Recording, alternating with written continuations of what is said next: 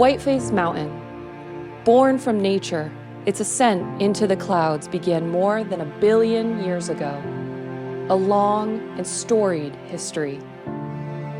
Organized in the 1920s, the Snowbirds were one of the most famous winter sports groups in America, spawning nationwide development of recreational and competitive winter sports.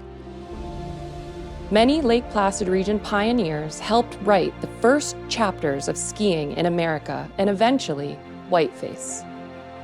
The story of Whiteface Mountain development goes back to September 11, 1929, when FDR, as the governor of New York, breaks ground on the development of a Veterans Memorial Highway, and he comes back for the ceremonial grand opening September 14, 1935.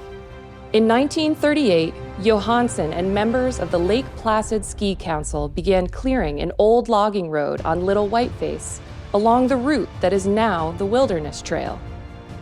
The trail featured a 2,700-foot vertical drop and became New York's first certified Class A racing trail.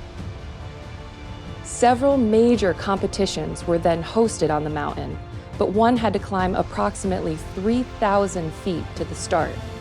The most important decision on the future of skiing at Whiteface took place on November 4, 1941, when New Yorkers narrowly approved a constitutional amendment allowing ski trails on Whiteface.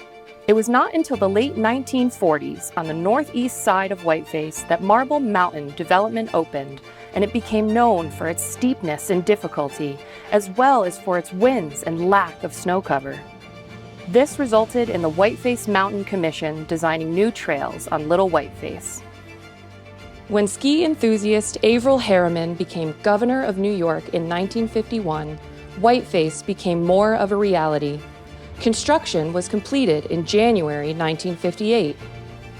Arthur Draper was the early manager of 3 New York State ski areas, including the Whiteface development, with Olympic hopes for Whiteface dating back to the 1930s, even before it was a recognized Olympic sport in 1936. Further expansion and projects were completed in advance of the 1980 Winter Olympics, where Whiteface was on the world's biggest sports stage.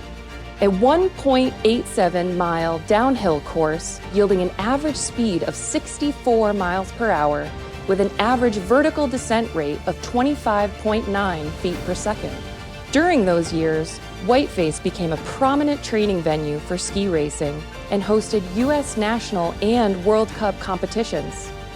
Decades later, the legacy of the 1938 racing trail on Little Whiteface continues to grow.